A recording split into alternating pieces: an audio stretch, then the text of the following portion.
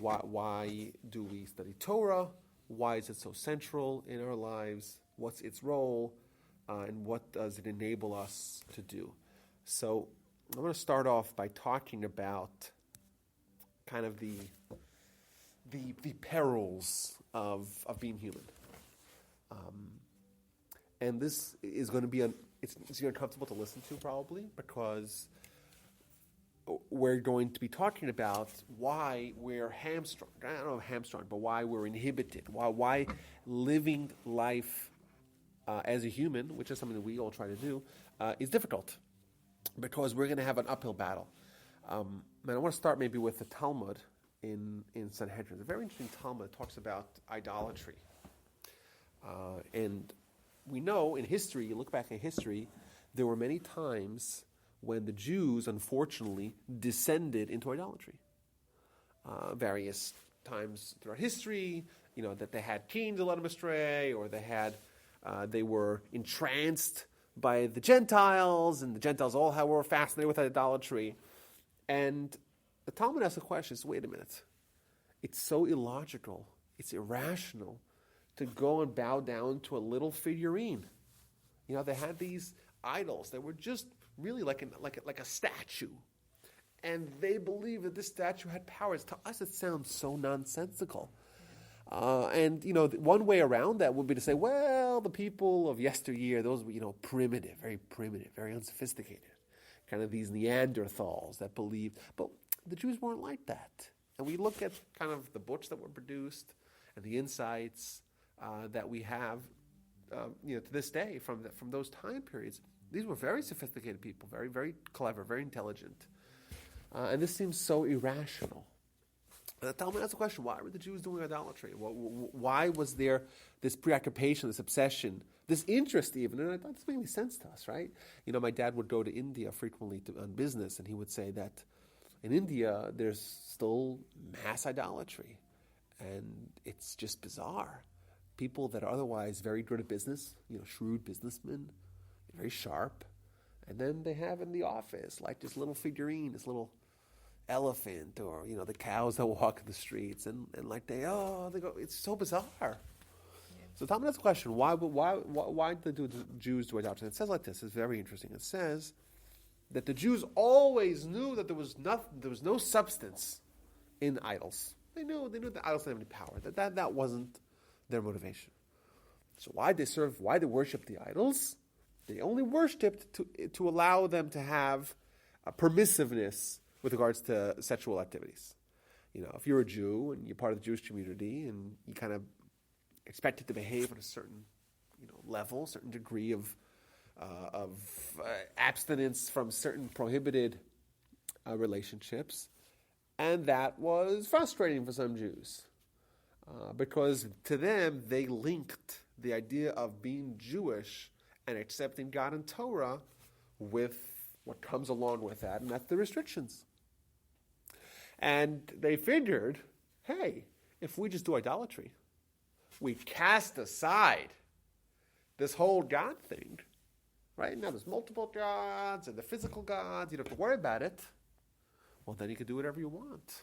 You have the whole world is in your fingertips, right? You have permission to do whatever you want. So in order to get the freedom with regards to the sexuality, they did idolatry. And that's why throughout the years, that's why all the Jews are doing idolatry. That's what it says. Now, the question we have to ask is, okay, if you want to have the permissiveness with regards to the illicit relationships, just have that. Don't do something nonsensical. It doesn't make any sense. It doesn't make sense to say, oh, I want to do X, so I'll do idolatry in order to allow me to get to X. You're doing a double sin that way. You're doing a double sin, and it's still illogical. Like if you want to do some, you want to rob the bank, right? Mm-hmm. So what do you say? Well, a proper upstanding citizen can't rob the bank. So why don't I become a vagabond? And then I can rob the bank. No, just rob the bank. No, it doesn't make any sense, right? So I think the answer is as follows. And the answer, I think, underscores the problem that we have as humans. And that is that, if you were to ask these people who are doing the idolatry, why are you doing idolatry? What would they say? Would they say, to allow me to do something else? Were they aware of their own biases or not?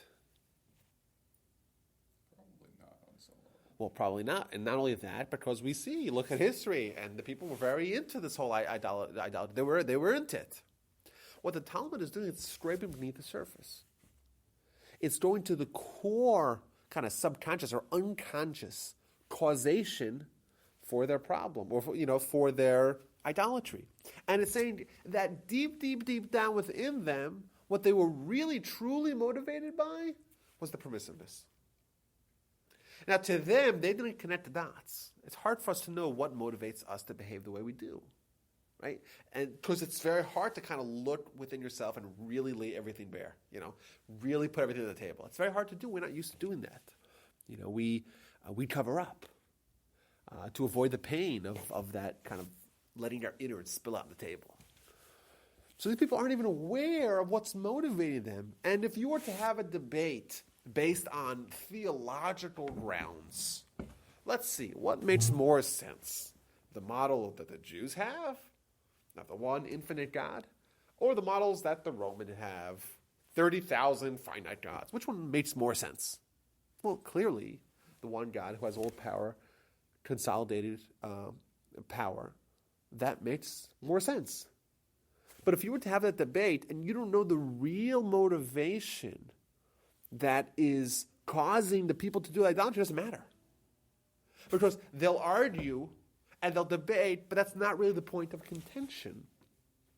If I wanted to quote rob the proverbial bank, and then I'll say, you know what I'll do? I'll become the vagabond in order to rob the bank. So you say, hey, becoming a vagabond is silly. I know this is a bad example. I know that. But to do that, to dress up that silly, no, it isn't. Right? Because we're not arguing on that point. It's not on that level. Right? There's a different element that is motivating my behavior. And, to us, we say, okay, well, those are the people back in history, in antiquity. The Jews doing idolatry because they wanted the permissiveness. But is it possible that today we too have these biases that we're not even aware of? And is it possible that we are arguing, or our ostensibly intellectual positions are not really a product of reason, of logical assessment and analysis, like we maybe would hope to think, but rather it's just the result of what we really want? And I know that's a frustrating thing to think about. Like, wait a minute. No, what I believe is what I believe. And how I behave is what I behave because that's what I think is true. That's what we would like to think. But is that really true? Is that really true? It means, are we willing to expose ourselves and allow ourselves to be faced with uncomfortable situations if they're indeed true? We could ask the question to be like that, even though this is probably a bad thing to do in reality. But let's say, for example, let's say as truth seekers, we're going to get to the truth, right? Truth seekers. As truth seekers, if we were able to determine, and this is thankfully not true, but let's say we did, that radical Islam is the right way to go. Just radical Islam is actually true. And it's just totally logical to go blow yourself up and kill as many what do they call us? Infidels as possible. Let's say that was actually logical. Would we do it? Would Jews do it? Well, would us in the room do it? I wouldn't. I wouldn't either. Right? I wouldn't blow myself up. Well, but the correct response to that question, maybe not. But the correct response to that question really ought to be, if it's true, it's true, right? If it's what's best. Now, thankfully, it's not what's best. But it's very uncomfortable for us to imagine telling our family, in our community, in our synagogue, in our neighborhood, in our state, in our country, I'm actually going to fight for ISIS in I don't know where, in Syria, right? Mm-hmm. In Raqqa. I'm out. Sorry, I'm out. I'm growing a beard, becoming, Ahmad. Right? Why would we never do that? Because it conflicts with our identity. It means there's a point at which we're not allowing truth to enter. Now, to even consider it, of course, obviously it's nonsense. I'm not. That's not my point. My point is that who we are and how we treat ourselves and how we view ourselves, that oftentimes is going to supersede truth. Now, I'm not saying, my point here, just for clarity's sake, I'm not saying that the Muslims are right, they're wrong. But we wouldn't even entertain the possibility that they're right, because to us, that's not who we are. And the question is that a good thing or a bad thing? Because in life, as Jews specifically, we're supposed to choose truth. We know that the signature, what's God's signature? It's truth. Talmud says that the symbol, the signature of God is truth. Truth. What's right is right, what's wrong is wrong. What is wrong is wrong. There's absolute truth. And we're supposed to emulate God. And we're too supposed to seek absolute truth. But what if we don't like what we hear? What then? What if we're terrified of actually examining what's true? What if we're terrified to find out what truth is, and therefore we won't even pursue it? Well, that's... You don't like it, you pursue an alternative truth. Well, but no. But if there's an absolute truth, or at least there's an absolute spectrum of truth, and that's something that we're fearful of, we're hesitant, well, then in fact, in life, we're hamstrung. Right? We're going to have difficulty achieving our purpose in life because the truth that is demanded perhaps is going to be something that's very uncomfortable for us. I'll give an example here. This is, I think, a very kind of powerful example, right? Torah talks about us giving 10% of our money to charity. Now, 10% could be substantial, right? Well, it's 10% for however much you make, but it could be substantial. And the Talmud tells us, well, you give charity 10%, so you become wealthy. You're not going to lose. Never happened, never will happen. You're not going to lose. Well, yeah, that maybe is truth, but 10%, it could be a lot of money, right? So we perhaps would have a difficulty kind of accepting that truth. And that's a mitzvah, I think, that a lot of people are very comfortable to give. People like giving. What about things that we don't like doing? What about the mitzvahs that are very difficult for us? They're difficult, but they're true. And they're demanded of us, and there's no room for wiggling out of it. They're binding for Jews. And it's true. And to us, we say, never. I can never imagine doing that. Well, what then? Right? There's something standing in the way of our maximizing our achievement in life. And, because there's a point at which what we're uncomfortable with, right, could overlap with truth. And what happens then? We can't even imagine. We don't want to think. We don't look at it that way. Right? To us, that kind of clashes with who we are. What happens then? Right? We'll argue. We'll say, no, I can't do that because, I had a guy. This is the best story. I had a guy who was studying really well, and he was observing more. It was great. He was really having a spiritual renaissance. And, he started observing Shabbos a little bit. Fantastic.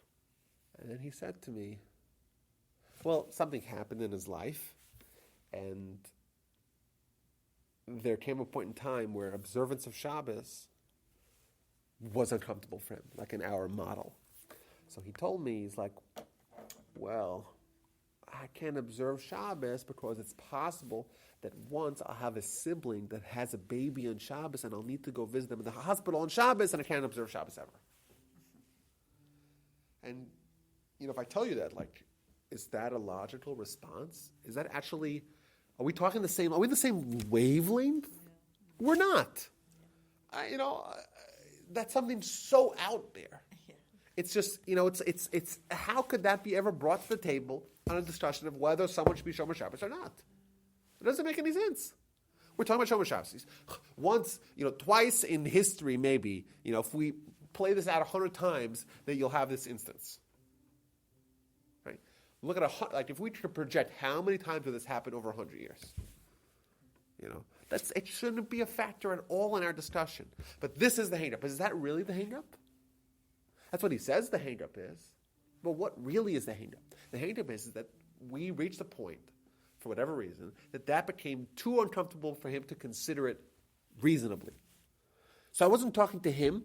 I was talking to the defenses, right, that he built to protect what it is that he wants to guard. The truth is, there's hundreds of things that he's not allowed to do in Shabbos. Well, that's true. But my point is, I wasn't arguing with him.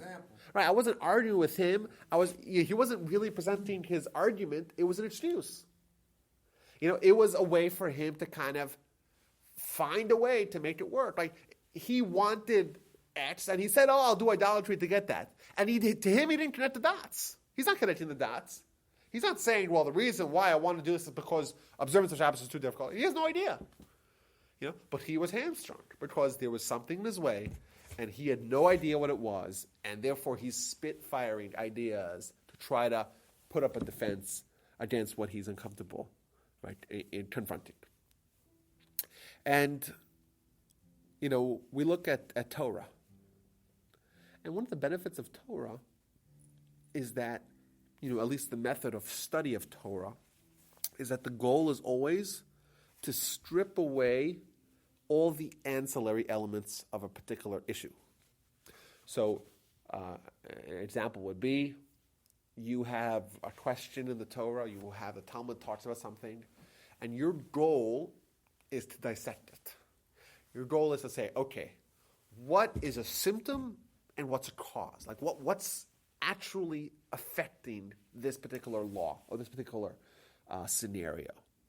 And once you get to the core, once you strip it down to its core, you're able to rebuild it back and see how everything plays in together, right? But that demands intellectual integrity. It demands that you're able to actually judge things, right, as what they are, And the reason for it's a deep reason behind it. The reason behind it is that the Torah is truth because the Torah is what the Almighty thinks. So it's kind of linked to this absolute truth.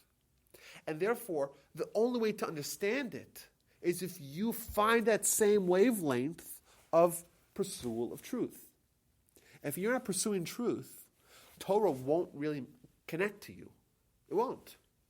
Because the Torah it's giving you truth, and then if you're crooked, right, if you're not acclimated to the same wavelength, right, what happens? You don't understand it. So you study Torah, and that helps you straighten out the way you think. It teaches you how to think in an unbiased way. And when you have that, you know what you have? You have freedom. Now, why do I say freedom? What does Torah have to do with freedom? Now, it's not what I'm saying, it's what the Mishnah says. The Mishnah says that you only have a free person, someone who studies Torah. Free person. Well, what does Torah say? Let's examine. Torah says, don't do this, and don't do that, and don't do this, and do this, and do this, and do this. There's just a whole list of stuff. That's not freedom. Right? What is freedom? Freedom is the ability to do things, right? You open the Torah, and it's primarily a bunch of things you can't do. How is that freedom? Is that a good question? I think so, no? The Mishnah tells us that you have no free person besides for the person who studies Torah. So if you study Torah, you're a free person. If you don't study Torah, you're not a free person. Well, let's examine what the Butch says. Butch says a whole long laundry list of things that you cannot do. So you're withheld from behaving in a multitude of ways. Right? You're handcuffed, so to speak. So that's not freedom. That's the opposite of freedom, right? But you're allowed to do anything else. Well, okay, but you're certainly allowed to do anything else if you don't have Torah. Yeah. But if you don't have Torah, you can do anything. There's no restrictions. So then you're more free if you don't have Torah, correct? Yeah. That's what it would seem, right? But you're free to impose on other giving up people's something freedoms else. then. Huh? So you're giving up sort of this inherent wisdom. So you think it's really a matter of what you want to use your freedom to do. So if you want to use your freedom for good, then you'd study Torah. And you'd Well, become but that's Torah. not what it says. The Mishnah says the only free person around is the one who studies Torah. But wait, no. Studying Torah is encroaching on your freedom. That's what you and I would have thought. Yeah, but if I observe the Torah, I'm not encroaching on anybody else's freedom. Well, By that's doing true. that. But if you don't study Torah as well, you Then maybe you do are not as anything, well. You So steal you're- from somebody, you're encroaching on their freedom. Okay, so I think Trevor hit the nail on the head by saying that, yes, if you study Torah, you may be bound, but to the degree that you're bound to Torah, you're actually absolved from submission to your instincts. Now, I'll explain what that means, right? We have the guy who says, well, these things I can't do, right? These things, whatever it is. The Torah says, observe Shabbos. Too far, too much beyond me. That I can't do. Well, what does that mean? What does it mean when you can't do something? You won't. Huh? You won't. Not only that, it means you're enslaved. There's a certain mode of behavior that you can't go away from. Well, what's the definition of slavery? There's restrictions on your behavior. Right? There's ways you can behave and ways you cannot behave, and ways you must behave and ways you can't imagine behaving. Well, someone who says, I can't ever see myself observing Shabbos, what does that mean? To a certain degree that they are Incapable. they're constricted. Right? They're submitted to their instincts. Now, what happens when someone studies Torah? Yes, they become submitted as well to God. But when they become submitted to God, they free themselves of their instincts. Everyone in the world is a slave. Everyone. The question is, to whom? You're either a slave to what's called your Yetzer Ra, evil inclination, or you're a slave to God. We're all slaves. The only people that free themselves from the oppression, from the oppressive grips of the Yetzer Ra, are the people that have Torah. The people that they learn how to study, and therefore they learn how to see clearly and to be truth seekers, and therefore they free themselves from the shackles of the Yetzer Ra. True, by that they become committed to God. True, but they're freer than anyone else in the world. And I'll just wrap this up with a nice little cherry here, guys. Talmud says as follows. Right, the verse says, you should not have within you a foreign god. Now, it's one of the many verses in the Torah to tell us not to do idolatry. But if you listen to the words carefully, it doesn't seem to be referring to idolatry. It says, you should not have within you an idol, a foreign god. That means within you. Within a person, there's the foreign god. So Thomas says, wait a minute. What's this foreign god that's within a person? There's no foreign god within you. There's a foreign god on the corner, on the mantle, right? A lot of places to put a foreign god. Not within you. You don't swallow it. Right? Thomas says, no. It's referring to the Yetzer Ra, to the evil inclination. The evil inclination is the foreign god that's within each and every one of us. Now, why is it a god? It's maybe a force. Why is it a god? The answer is because a god, right? It's a power. It's a power that wields control over us. And yes, right, to a certain extent, to the degree that we cannot free ourselves from what it tells us to do, it's our God. And it's a foreign God, but it's within us. We have a foreign God within us telling us, manipulating us, telling us how we have to behave. We're not free men. Right? We are slaves. We're slaves to the Yetzer Ra that's within us. And the Torah teaches us to walk away from that, to abandon that, to free ourselves, become free people. Yes, the only way to free yourself of the Yetzer Ra is if you transfer your allegiance, your commitment from the Yetzer Ra to God.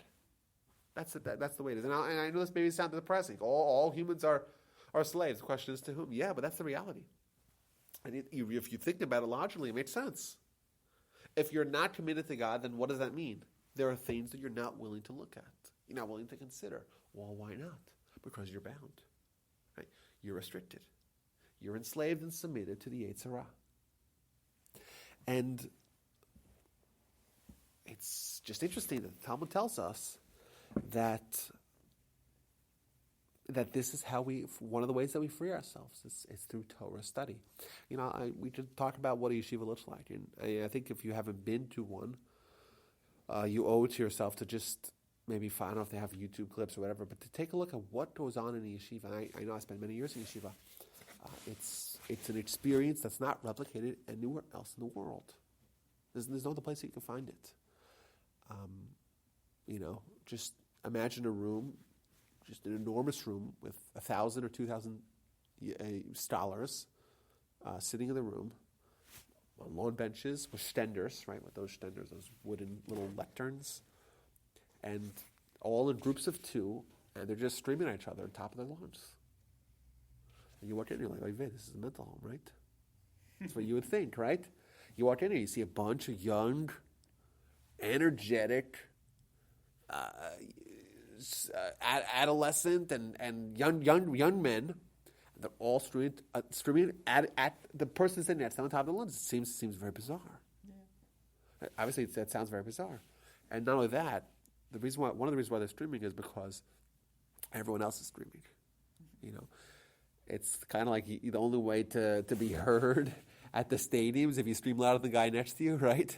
Because otherwise you'll be drowned out. I remember there was a time when I was in a particular base medrash. So base medrash is like the building in which, or the room in which we studied. And when I was in the biggest yeshiva in the world in Israel, the Mir Yeshiva, they have like 7 or 8 or 10 different base madrasas.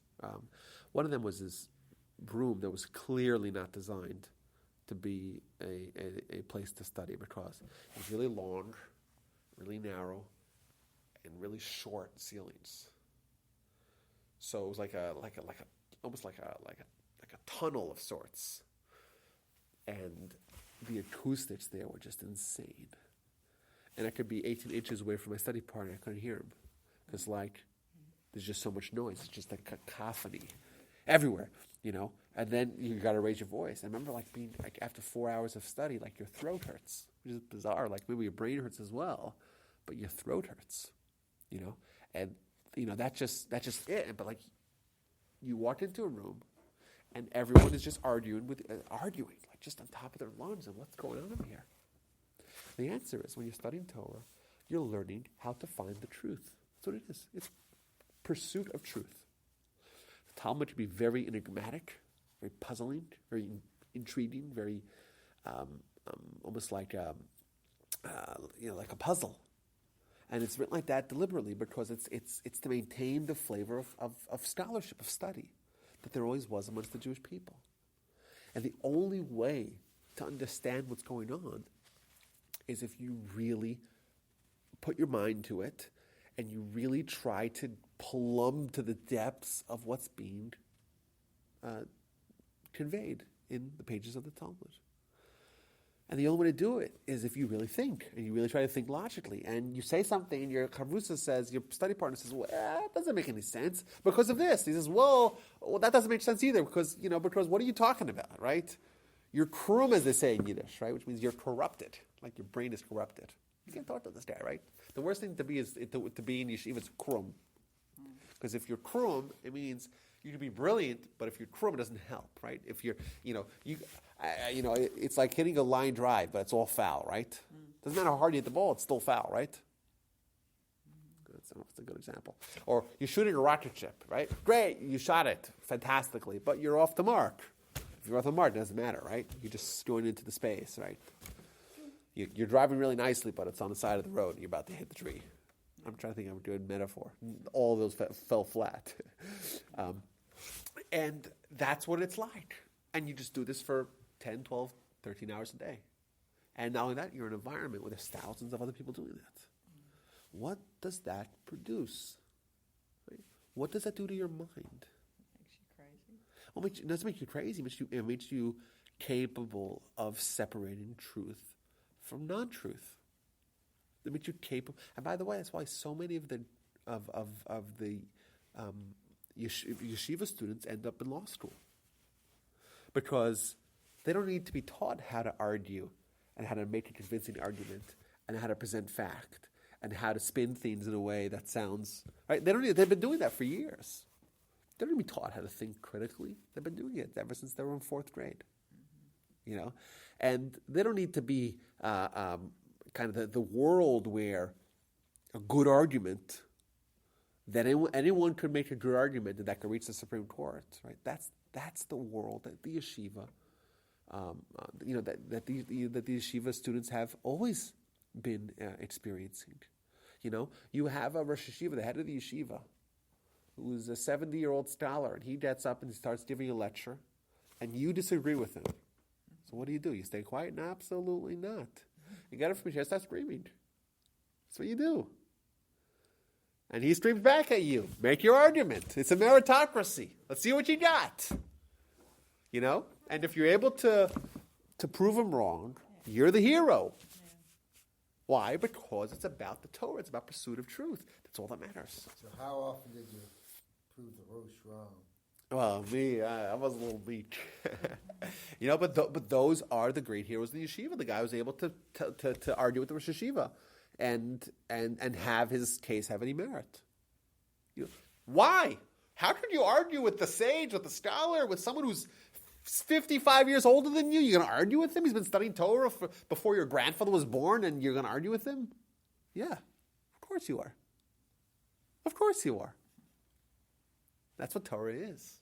Torah is the great equalizer. But what does it do to your mind? And how does it form you into a thinker? Right? It enables you to learn how to think. If you learn how to think, if you learn how to employ your sharpest tool in your toolbox that the Almighty gave you, which is your mind, I think it's abundantly clear that especially when you compare us to other animals, the only thing that we have that makes us unique is our brains. If you threw us in the jungle, how long would we survive, just on brute strength alone? There's not a single animal that's your size that can't just totally demolish you and maul you in seconds. Right. Why? Because the Almighty made it is that what we have is our brain. That's what makes us human.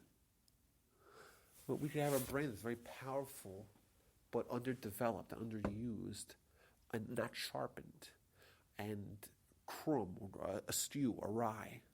And then it's unfortunate because our most potent weapon is being used for it's being used improperly. It's like the guy who tonight is bad metaphors, but the guy who only uses his phone in airplane mode. It still works, right? It's still able to do complex calculations. But it's in airplane mode. Can't have phone calls, there's no internet connection, you can't do Wi-Fi. But it's still good, right? Still powerful. Yeah, it's powerful. But you know what your phones could do nowadays? You know how powerful they are, as computers? You know how much they could access the whole world is out there? And you're putting on airplane mode. How do we kind of uncork our minds, our brains with Torah? That's how we do it. You'll say, well, we study Torah. What do we get out of it? Right? We read the Torah. Great. Is that the yeshiva learning that's going to really revolutionize the way we think? I think there's a little tip here. The way you do it, the way you do Torah at this level is you have to ask questions. And never stop asking questions. And when you don't stop asking questions and you ask more and more questions, you start getting answers. And start making sense. So you get this answer on your own. And don't wait for people to give you answers, right? Come to the answers on your own. So you open up a page of Talmud and you say, okay, this page of Talmud has enough wisdom to change the world. That's your attitude. This page of Talmud has enough wisdom to change the world. Any one of the 2,711 pages of Talmud has that power. Any single one of them. The question is, can you reveal it? Can you be the one who exposes it? Will it expose some of it? Can you? Maybe. Maybe not. Right?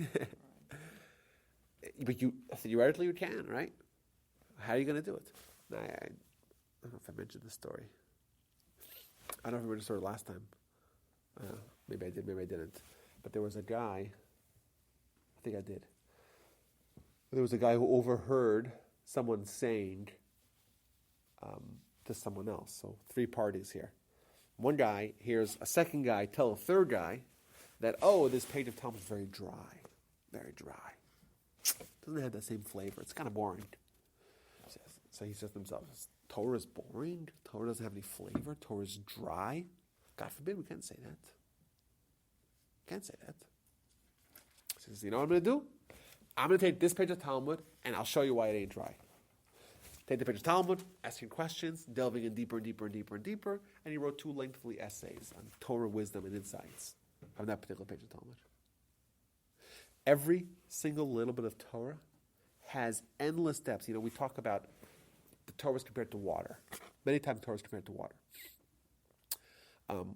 Why? What's the comparison? Well, there's a few comparisons. First of all, water is necessary for life. Torah is necessary for life. You don't have Torah, well, you're lacking some part of life. Another thing the Talmud says is that water pools to its lowest point. So you put water on a mountain, it doesn't stay in the mountain. It goes deep, deep, deep, deep, all the way to the bottom, to the valley. Lowest part. So too, Torah goes to the low. Who are the low ones? The ones that have humility. Humility. If you're humble, if you're receptive, then Torah influences you. You gotta be low. And lastly, but there's more examples, but Torah is like water. What happens? You go to Venice Beach, right? You're in Venice Beach, California. Beautiful beach. Tiny little synagogue there. Oh, yeah, I know. On the beach. That's right. Awesome. So you're on the beach, and you're like, oh, this is the Pacific Ocean. Right? You continue your straight, you'll get to Asia. Pretty awesome, right? You say, okay, well, let's see. Let's go on the beach. So you walk in, and you're like, oh, this is not so deep. It's only up to my ankles. What's wrong with that? You're like, hey, I can walk from here to Japan.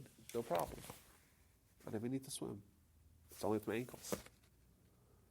The answer is, well, okay, walk a little further, and it's deeper. Walk a little further, and it's deeper. But you would have no idea. If you just stood there and say, okay, well, I'm walking in, it's up to my ankles, great. You would have no idea. Right? Okay, maybe it's a little deeper, but that's it. This is how it is. I'm in the water. Am I in the water? Yes, I'm in the water. There you go. It's up to my ankles. It must be up to my ankles. Right? Torah is like water. The further you get into Torah, the more vast and deep the Torah becomes for you. You know, I've had people that tell me, listen, Rabbi, what's this whole obsession with Torah study? Yeah, I've been there. I did 6 weeks of preparation for my bar mitzvah. I did it. I am an expert. And you know what? They're right. Because they only walked in 1 foot. They're like, oh, this is it. It's up to my ankles. This is what it is. I've seen it. I've been there. I did it. I checked that box. I'm done. And then you have people that spent their whole life studying Torah. And they're all the way at the Mid-Atlantic Ridge. And they're all the way, at Midway. And they're like, well, Torah's pretty deep. And it's deeper. Deeper than you can imagine. More vast than you can imagine. As far as you go, as far as I can see, as deep as you can imagine. That's what Torah is like. We determine how valuable, not how valuable, but how expansive and how exhaustive it is. You know, it's unlike any other subject. Like this is, I know we've stressed this point, we'll stress it again. There's no comparison. There's no subject like that. There's no subject like that. Yes, there's advanced chemistry or advanced physics, you know, and I would say to a certain degree, well, yeah, physics is also part of science, and science is the will of God, and therefore it has the same realm to it. But when you study physics, like this is it, like the book, this is what it is. Instead of the Torah, it's just gateways. It's just the beginning. It's a portal. It's a portal that goes deeper and deeper and deeper as far as you can imagine. You know, getting back to where we started, there's an amazing story in the Torah that is repeated, which is always bizarre. You know, the Torah has certain instances where it says a story in an episode and then it says it again, and seemingly it's identical. Some people, unfortunately, have taken these instances, what they're called doublets, to conclude that the Torah has multiple authors. They put it all together, which is, I'm saying, it's nonsensical. But there is that argument.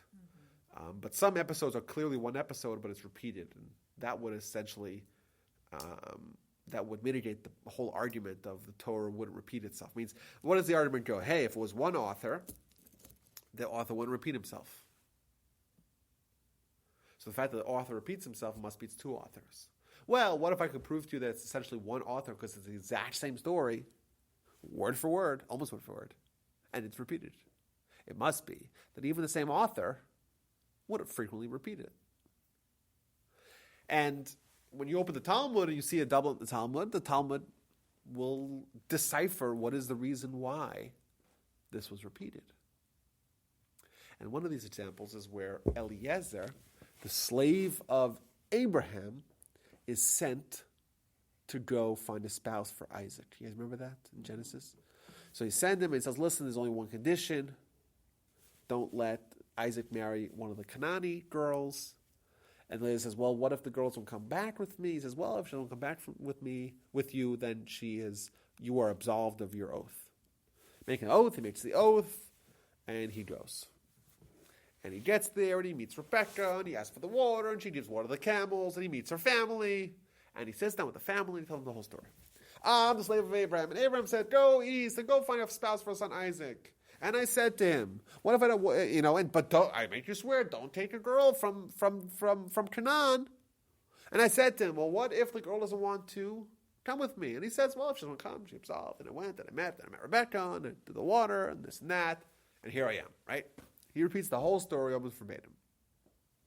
Rashi points out that there is a slight difference in one word between the two narratives. In the first time, it says the word ulai, which means perhaps. It says it with a vav. The second time, it says it without a vav. As we know, Hebrew is a language in which the vowels are often in the form of nikudot. If you open up a Torah story, you see no nikudot. Right? However, there are other instances where vowels are actually put in the form of a letter. So, for example, the word ulai is aleph lamed vav, aleph lamed yud, but sometimes there's aleph vav lamed yud. Correct? And Rashi points out that the first time it says it with the vav, aleph vav lamed yud, and the second time it says without the vav. So why would it spell differently in the same repetition of the story? Rashi says that the word ulai, when spelled aleph lamed yud, should also be read as elai. It means if you change the nikudot, it could pronounce elai, which means to me. And what Eliezer was really saying was, perhaps the girl won't want to come with me, but then Isaac will be for me, because Eliezer had his own daughter, and he would have loved nothing more than to marry his own daughter to Eliezer. And therefore, what was really motivating his question as to what do I do if the girl does not want to come back west with me, what was really motivating the question was his interest in having Isaac be married to his own daughter. So here we have an example of someone asking a question, but really what's really going on deep down in this unconscious part of his life is he really wants to know, is there any way I can usurp Isaac for myself? At the time, he had no idea. It was ulai. It was spelled with the extra vav. There was no ambiguity whatsoever. And he was saying, what do I do if the girls want to come back with me? Later on, post facto, he realizes his bias. He says, I said ulai, but what I really meant was elai, for me. And what does that tell us? That tells us that even someone like Eliezer, even someone who is, one of the great personalities in Genesis, right? He's slave of Abraham. Abraham trusted him with his own son. Think about that. But what does that mean? Who is this guy? He's a great guy. But even he's not necessarily in control of what's really motivating his behavior. He's asking a question. What he really means is something entirely different. And if he's like that, we certainly are like that as well. And for us, it is imperative that we find a way to untether and unshackle our intelligence and our capabilities to be used for good. And one way we have, one indispensable tool that we have to do that is Torah. So I know this was a little bit of a long-winded way of saying it, and I wanted to do that.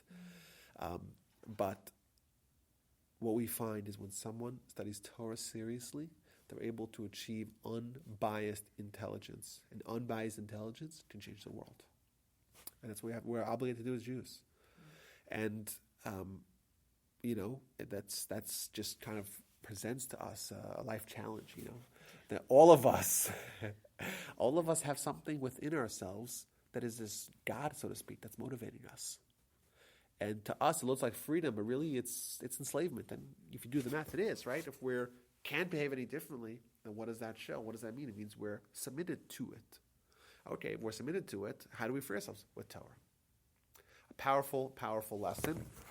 And